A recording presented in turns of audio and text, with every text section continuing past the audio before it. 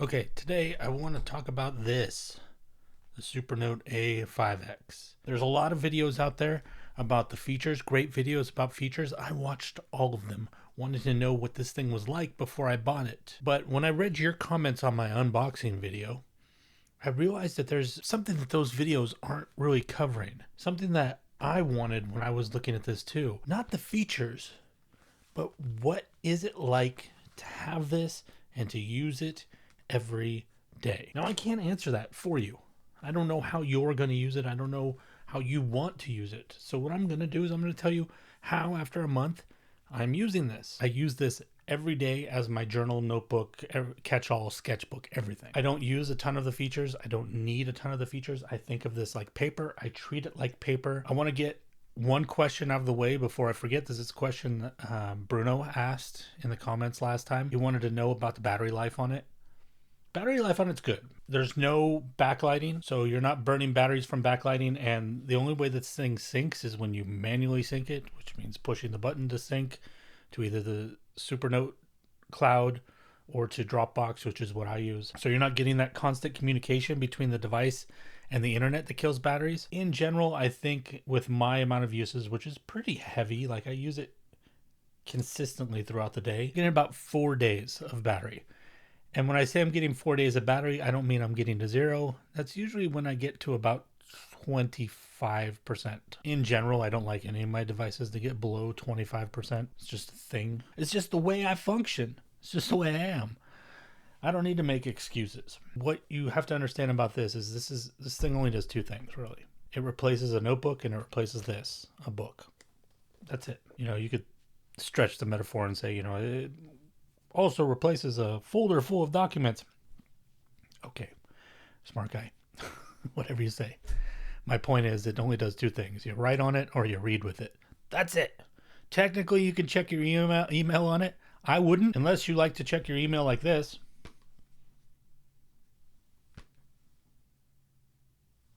Yeah, it's not fun. It's not fun to check your email. There's a calendar on there. I don't use it. You're going to find out in this video. There are a ton of features that I'm not going to cover because, well, number one, like I said, there are other people who do that better. And because I don't use like 90% of the features that are available. The reason I think that the Supernote having all these features is great is because it shows that they're interested. The people making this are interested in developing the platform. And it's nice to know that those things are available. They're nothing as complicated as what you would get on an iPad. They all make sense as far as I'm concerned with the context of reading and writing on this device. How am I using this every day? In the morning, I get up, I grab this thing, I open up a book, and then I walk around the house with this in my hand, and I walk and I read for an hour to an hour and a half. And yes, it took a little while. This is not super heavy, but because of the size, it does get a little tiring. The reason I like to carry it around with me is because I like to take notes. The books I'm reading on it, for the most part, are 95% of them are PDFs. There's a reason for that. There's also a reason why it's now only 95% and not 100%. The other 5%, by the way, are EPUBs. The reason it's only 95% is because certain books do not convert to PDF well. If it's a really long book, typically, I don't know if there's a limit on how long a PDF can be, but really long books like 700 to 2,000 pages, like Moby Dick, doesn't transfer well. Something about the length it has a problem with. Also, books that are highly formatted, I think the conversion, I'm using Caliber to convert things. Something about the conversion doesn't go over well, so those ones I've converted to EPUB. Difference between PDF and EPUB, once again, I'm sure everyone will correct me, but when you think of a typical ebook, you're thinking of something like an EPUB. Sometimes it is an EPUB, sometimes it's just something similar to an EPUB, like what you get with Kindle. I want to change the font size, and I want to change the spacing, and I want to change the black text on white background or white text on a black background. All of those things, you retain all of those abilities with an EPUB. With a PDF, you lose all of that because a PDF is essentially an image. Now, there are more complicated versions of PDF, but at its core, a PDF it's like a digital print. That's why when you go to print the print options on your computer, you can print to PDF. You're taking an image of the document. And that's why typically in your standard PDF, you can't edit text. Once again, I understand there are more complicated versions of PDFs. Generally, before this device, the reason I preferred PDF format is because I like to treat an ebook like a real book.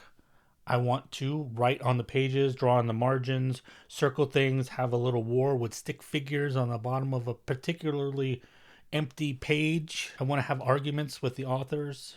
I want to cross things out. I want to make a mess on the page. I don't want to just highlight and then have a box where I type in very slowly because it's an e-ink screen. Now, the reason I specifically said before the Supernote I preferred the PDF because of those reasons is because you can do the same exact things with EPUBs on the Supernote. You can write over the paragraphs. I know that the Kobo allows you to do the same thing with EPUBs. Why do I still choose PDF over EPUB when EPUB clearly seems superior because I can change the formatting and all of this? Because of one thing on the Supernote. When you get to the end of a book, you have the option with the PDF books or with PDFs, you have the option to export only the pages that you have annotated. So if you're reading a 500-page book and you've only drawn on 5 pages, you export and you can export just those 5 pages. Now you have all your notes you made in the book and everything else is stripped out. You still have the original file of the book, so you haven't ruined or defiled the book. But for some reason, it doesn't give you that option with the EPUB. So that's why I tend to stick with PDFs. Once again, going into the reason or the ways that I use this device. The reason I do this is because what I've always been wanting is, even when I was reading physical books, I wanted to be able to do this. I want to read a book, highlight, mark it up in all the ways that I want to mark it up and put all my thoughts into it. Take all those notes and save them so that I can reference them later and, realize I was an idiot 5 years later or when I read the book again. But I don't want those marks in the book for that next time that I do read the book. I don't want my previous thoughts to influence my current thoughts. I don't want to pick this book up and have 2010 version of myself dictate to me what I should be thinking while I'm reading this book. What I've always wished was a way to have a button after you read the book and get all your highlights out to say, remove all highlights. This Supernote is the only device I know, which, granted, I understand that I don't know a lot. What Supernote does is, both in EPUB and PDF, you bring in your PDF. We'll just stick with PDF here. You bring in your PDF and you have one file. And then the moment you open that book and the moment you make your first mark on the page, suddenly you have 2 files. One file is the book, the PDF, the EPUB.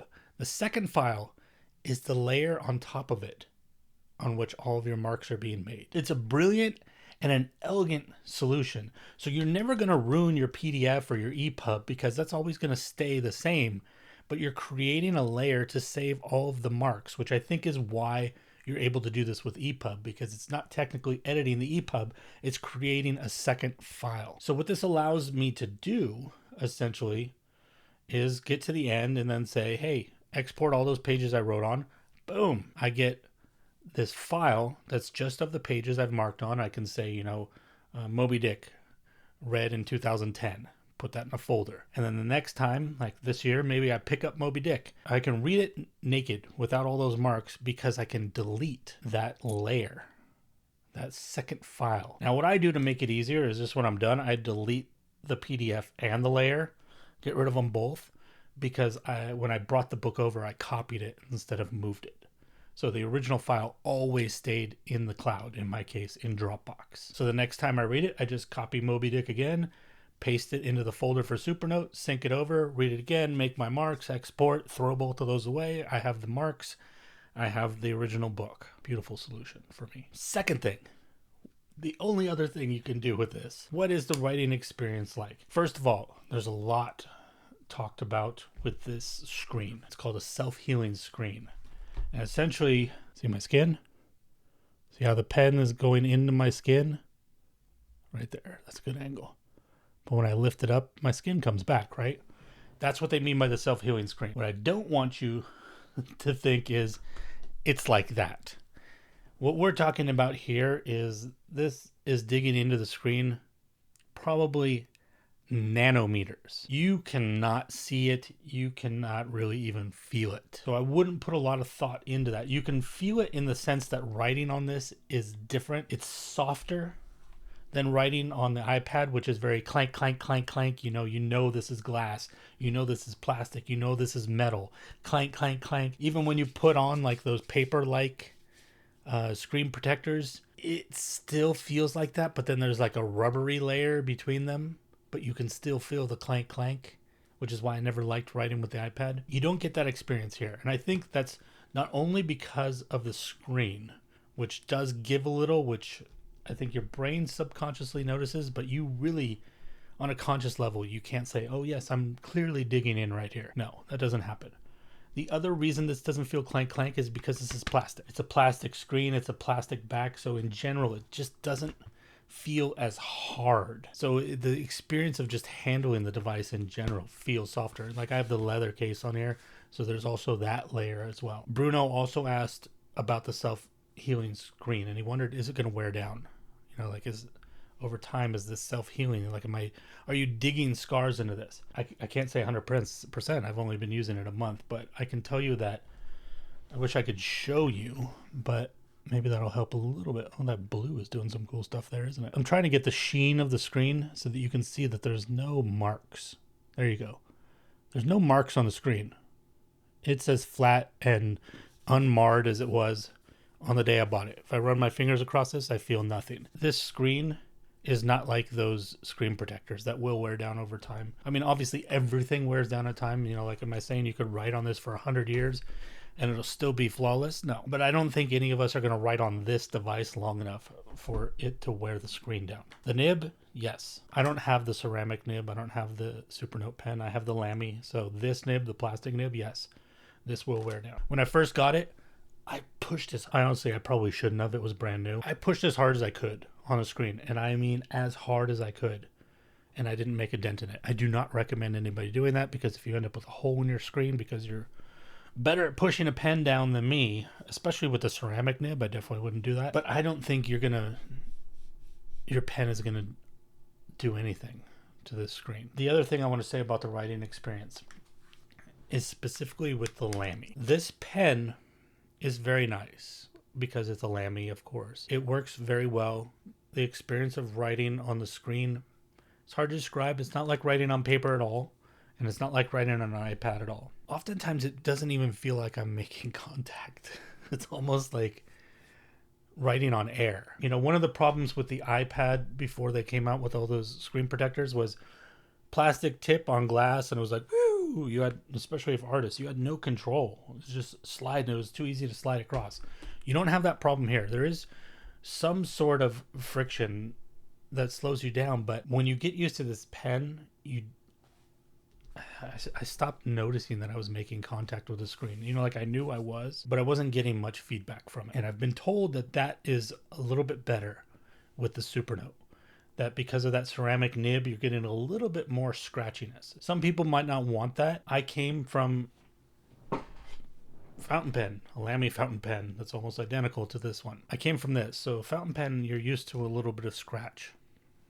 I don't get that there. So I think I would probably like the ceramic nib more, but I bought the package altogether, and I don't really want to spend $80 to get another pen when this is a pen that never runs out of ink. So if somebody one day buys me a gift of the Supernote pen, then I'll probably own one, but I don't know that I'll buy one. And because this attaches to the case, and this case and the device are, once connected, virtually impossible to disconnect, I have serious doubts that I'll lose the pen the way that I lost the Apple Pencil. Still have not found that. What else about this? Writing experience. I started out using the pressure sensitive pen because I wanted the line variation, once again coming from fountain pen, and I switched back to just the one consistent line. You have the fine liner, you have the pressure sensitive pen. It's not a fountain pen. It's like I guess it's supposed to be like a rollerball pen. And then you have the highlighters. I switched back to the fine liner, went to 0.5, which what you're seeing here was written with the 0.5 fine liner. Oh, another point about the fountain pen. By virtue of what a fountain pen is, you can only write with a fountain pen one way. The problem with the Lamy All-Star, or Star, not All-Star, Lamy Star, is this is a round pen with a round tip, and they've created 3 channels with the idea that no matter where you pick up this pen, You can write with it. There's always going to be a place for your fingers. But because of that button, that is the erase button, which the Supernote actually offers you the opportunity to turn that into a lasso now if you prefer. What you ideally want is you either want it the button here so you can use this finger to trigger it, or you want it back here so you can use your thumb to trigger it. Because this is a round pen, when you pick it up, there's no guarantee that button is going to be in the same spot every time unless you look. How often do you do this? Let me put the pen in my hand. Okay, ready to roll. You don't do that. You pick up a pen, you don't look at it. If you want to build muscle memory with this pen for that erase button, say like me, you prefer to try to use it with your thumb. You want that button always there. That means because there are 3 channels on a round pen, that 2/3 of the time that you pick up this pen, the button is going to be in the wrong place. That sucks. It kind of defeats the utility of that feature and it becomes more of a frustration. I can't do this feature because I have the Lamy pen, but if you put 2 fingers on the screen like this with your left hand, if you're right-handed, and you write on the screen with the ceramic nib pen, it goes into eraser mode. That's going to happen every time you put your fingers on the screen. There's no other way to put your hand. There's no other way to confuse that action. And I think it's more efficient than this solution. Even though this is built really well and it's a beautiful pen, I wish I had chose the package with the ceramic nib. You see that line over there? Right next to the pen, that thin gray line right in there? That's actually a touch surface. Sometimes you get ghosting. Almost every other device I've seen either doesn't allow you to do anything about the ghosting, or you have to go into a menu to manually refresh the screen. The Supernote, if I swipe up, boom, I refresh the screen, ghosting gone. The other use of this is go down. See the menu that popped up? This is how you're going to navigate around. The most important part here is this quick access menu. I have some projects pinned there, but the 2 most important documents that are pinned there are the book that I'm currently reading and my notebook. And every time I go to that notebook, it's going to take me to the last page I was on. So I can jump around. Right now, we're in the notebook, right? Now we're in the book I'm reading. Swipe down. Now we're back in my notebook. That's all I need. That's perfect multitasking for this type of device. The reason I know that this is working in my brain differently is I was writing in this notebook at a coffee shop, writing, and I caught myself doing this, reaching for a page to turn. I wasn't swiping. My brain thought I was writing in a paper notebook. I was like this, writing, and then, oh wait, that's right. This is a device. That's why this is an in-between device. It lives somewhere in that space between the 2. It's a liminal device in that sense. It's not really one or the other. Whether you're looking for it as a transition from one thing to the other, maybe from digital back to paper or from paper into digital, great choice. But maybe like neither satisfies what you need. You need a little bit more than paper can provide you because of the modern world. But the iPad's too much. You know? The Kindle Fire tablet is too much. There's too many distractions. You can watch TV. I know. That's why I got this. And the last thing I will say about this is Supernote is an awesome company. Rata actually is the name of the company. Supernote is the device. Why do I say that? I don't know a lot about them. I know that they're a Chinese company, which actually made me, to be honest, a little nervous to use their cloud syncing, which is why I went with Dropbox, just because I know that the CCP puts a lot of pressure on those companies to give over the data, which is why TikTok gets hundreds of millions of terabytes of data from Americans every day. What I like about the device is I have the option to sync to what I want to sync to. I have the option to sync when I want to sync. This thing cannot sync on its own. I have to push the sync button. If I really wanted to get a wire in the a cable and the third-party software, I could hook this up to the computer and never let this thing get on the internet. You know, if you're a lawyer, something you might want to consider. But Supernote is doing something different than every other tablet company, from Apple to Kindle, to Amazon, to books, to all of them. And what that is they're not trying to sell you, they're not trying to get you on a device subscription plan. You know, that's what the iPhone is, right? It's the device subscription plan. The iPad is the device subscription plan. Buy this device, and in 6 months it's going to be obsolete because there will be rumors of a new one, and then the new one will come out a year after you bought that one, and then you'll kind of want that one, but maybe you'll skip it. But then in another year there'll be another one, and then it'll make the one you have just feel completely obsolete. So after 2 years you have to get a new device. But ideally they want you to get a new device every year, and the new features and the best stuff go in the new devices, and the devices underneath get the shaft. That's not Supernote's plan. That's not their business model. This device, I don't even remember when it was made. I think this came out 3 years ago, and the smaller version, the A6X, came out 5 years ago. These are the most current devices. This is the top of the line. This is the flagship. And it's not because it's outdated and they're too lazy to make a new one. It's because what they want is for you to buy a device and use it for a long period of time. They make more updates to their software than almost any other company I can think of. I get updates from them all the time, and we're not talking minor bug fixes updates. We're talking about major features that actually fit, not out of place features, but things that make sense for this device, because they want to continually make the process of owning this better for you.